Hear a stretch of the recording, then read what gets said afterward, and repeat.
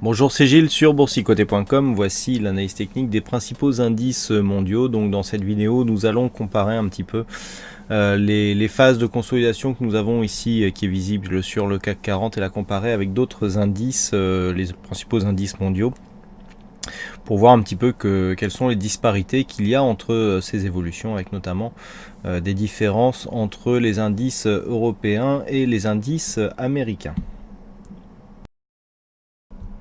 Sur le DAX, nous pouvons remarquer que malgré une dynamique beaucoup plus forte que ce que nous avons eu sur le CAC 40, eh bien, la phase de consolidation, elle, l'a été aussi, puisque nous avons eu ici, beaucoup plus tôt que sur le CAC 40, un contact ici sur le retracement des 38,2% de Fibonacci. Alors c'est beaucoup plus technique, hein. On a ici l'inscription du point haut, et puis on consolide, on vient ici chercher un support sur le 23,6, hein, sur le premier retracement. Ici c'est nettement visible, et puis ensuite les cours cassent, hein, on vient inscrire un point bas, on retrouve ici cette zone comme zone de résistance, et on vient ici chercher la zone de 38,2, et on en fait un support, puisqu'il y a pour l'instant deux contacts sur cette zone. Donc a priori les cours ne sont pas encore arrivés sur le DAX. On est ici sur une bougie quasi équivalente à celle du CAC, hein, puisque les séances ont été assez bien corrélées aujourd'hui. Et donc on se stabilise là encore une fois entre le retracement des 23,6 et des 38,2% de Fibonacci. Alors d'un point de vue global, ce que nous pouvons constater, c'est que la consolidation ici est tout à fait restreinte par rapport à la phase de hausse qu'il y a eu précédemment. Et encore là, je ne prends que la phase directe. Si on prend l'intégralité de la hausse, eh bien on est sur des niveaux de consolidation qui sont vraiment très faibles. Malgré tout, s'il devait y avoir ici une rupture de cette zone des 11 211 et donc rupture du retracement à 38,2%, la zone d'objectif se situerait donc dans la zone 50-61,8, donc avec un niveau horizontal par exemple à 10 800 points qui pourrait faire figure d'objectif. Attention, là il y aurait vraiment affaiblissement de la tendance moyen terme, mais tant que les cours restent ici au-dessus de cette zone des 11 240 points, eh bien on peut espérer ici un retour sur une cassure de cette zone des 11 680 points pour revenir sur les précédents points hauts significatifs. Du point de vue des indicateurs, c'est assez neutre sur le RSI, sur le stochastique. Le MACD est plutôt haussier et nous constatons, un peu comme sur le CAC 40, une baisse des volumes. Donc pas de signal très fort actuellement sur le DAX.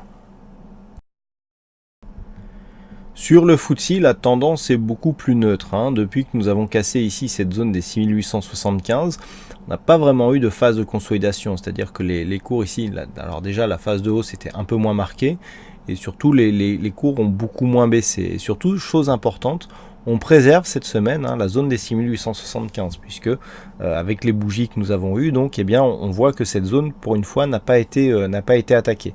Donc c'est important. Je vous rappelle que la zone des 6875 était une zone majeure de l'évolution du FTSE précédemment, et que le fait que cette zone ici soit désormais support est plutôt de bon augure pour la suite. Donc tant que cette zone est préservée, on peut rester ici sur une tendance haussière qui sera confirmée donc sur une rupture de cette zone de point haut significative à 7120 points.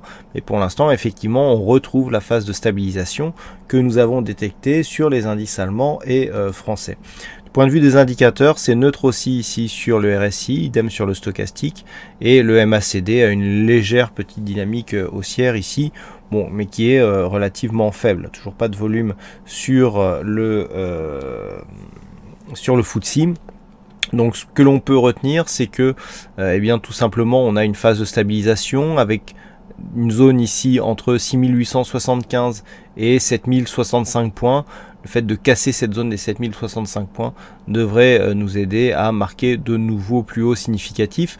Le niveau d'invalidation, il commence à remonter. Alors si nous avons un nouveau plus haut significatif, il se situera ici sur la zone des 6810 points, qui est le plus bas de cette bougie. Par contre, tant que ce n'est pas le cas, tant que nous n'avons pas marqué un nouveau point haut significatif, le niveau d'invalidation se situe ici sur le plus bas de cette bougie, et donc le plus bas de cette bougie qui se situe à 6765 points.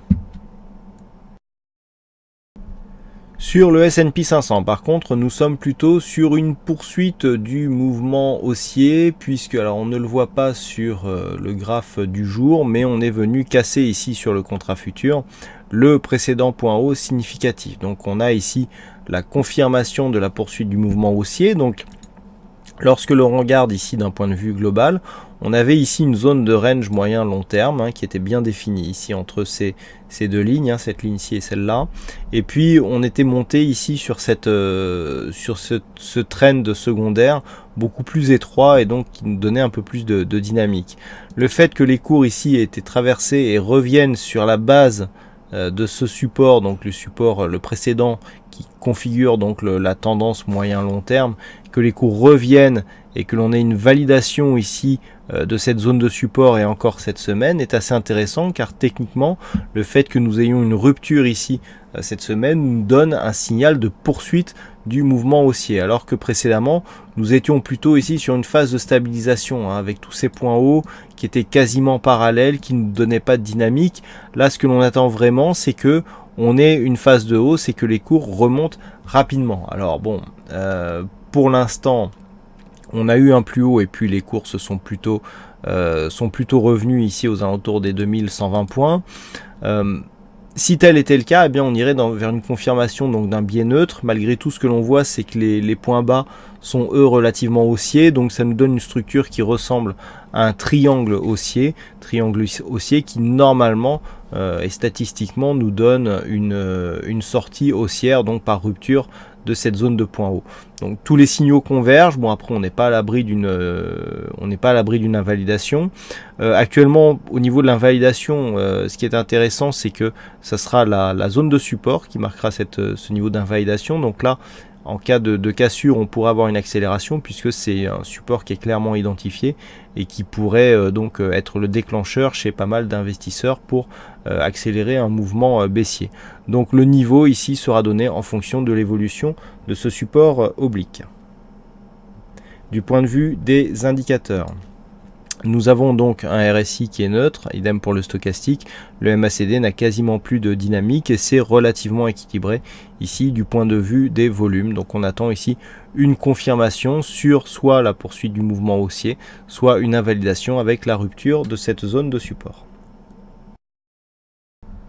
La configuration est quasi similaire sur le Nasdaq parce qu'après avoir marqué un bon support ici sur cette zone des 4287, on remonte une à une les zones de support qui marquent des rebonds significatifs donc vers les zones de point haut.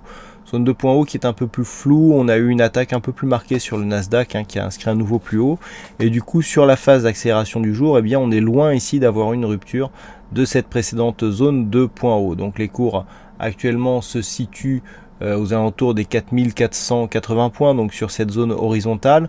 On reste quand même sur un biais avec une préférence haussière, mais il faudrait maintenant confirmer avec la cassure de ce précédent point haut significatif qui se situe à 4562 points. Donc pour l'instant, du point de vue des points bas, ça se passe plutôt bien. D'un point de vue global, on est dans une tendance qui est relativement dynamique. On a ici un support qui est relativement éloigné, donc pas de risque à court terme. Du point de vue des indicateurs, on est neutre sur les stochastiques et sur le RSI. Le MACD est un peu plus haussier que ce que nous avions sur le S&P 500. Par contre, du point de vue des volumes, là aussi nous sommes en forte baisse. Donc ce qu'il faudrait, et ça c'est un petit peu valable pour tous les indicateurs que nous avons analysés jusqu'à maintenant, c'est que si nous avons plusieurs cassures de points hauts, notamment sur les indices US, mais aussi donc une accélération haussière sur les indices Europe, ce qui serait intéressant, c'est que l'on revienne avec des volumes, sinon ça risque de nous faire une fausse dynamique qui pourrait à terme se transformer en phase de consolidation, car cela montrerait un essoufflement de la dynamique moyen terme qui pourrait dans ce cas-là accentuer la consolidation qui est actuellement en cours, notamment sur les marchés européens.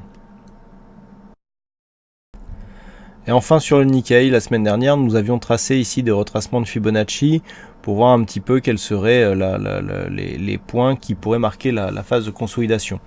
Alors comme quoi les niveaux de Fibonacci sont assez intéressants puisqu'on le voit ici sur cette phase, nous avons, je n'ai rien touché par rapport à la semaine dernière, on a bien toute la séquence technique avec ici donc la dynamique principale, la rupture ici de dynamique, on cherche à réintégrer mais finalement on reste sous cette zone, deuxième tentative et puis on s'écarte. Donc là on est sur un début de consolidation et pour l'instant le premier mouvement donc vient chercher le retracement des 23,6. Donc là on est vraiment dans un mouvement technique très intéressant puisque en général, c'est un petit peu ce que l'on a eu sur le DAX, hein. On a un petit peu la même, alors pourtant le Nikkei et le DAX sont assez peu corrélés, et on a eu quasiment la même configuration, avec un nouveau point haut suite à la rupture de la dynamique, et sur la mise en place de la tendance baissière, on vient dans un premier temps chercher le 23,6, ensuite on rebondit, et ensuite il y a une cassure, on vient chercher le 38,2. Donc si le Nikkei devait suivre la même trajectoire, il devrait donc y avoir ici donc neutralisation de la dynamique très court terme, on est rentré sur un gap haussier et puis après on s'est stabilisé, peut-être une phase d'essoufflement, donc rupture ici de cette zone, et l'objectif serait 18 850 points sur le Nikkei, et après stabilisation. Par contre, si les cours ici reviennent, repassent les 20 000 à la hausse et cassent le nouveau point haut significatif, on aura une forte dynamique, puisque la dynamique ici a provoqué une forte hausse. On s'est stabilisé entre le point haut et le 23,6%, donc neutralisation et consolidation horizontale, avant de repartir à la hausse. Donc cela montrerait qu'il y a encore pas mal de pression haussière sur la poursuite de ce mouvement, avec donc de nouveaux points hauts à marquer. Du point de vue des indicateurs, c'est toujours quasiment pour tous les indices à la même configuration, avec neutralisation du RSI. Le stochastique est un peu plus haussier, mais le signal ici est faible, puisque le croisement a lieu à l'extérieur de la zone de survente.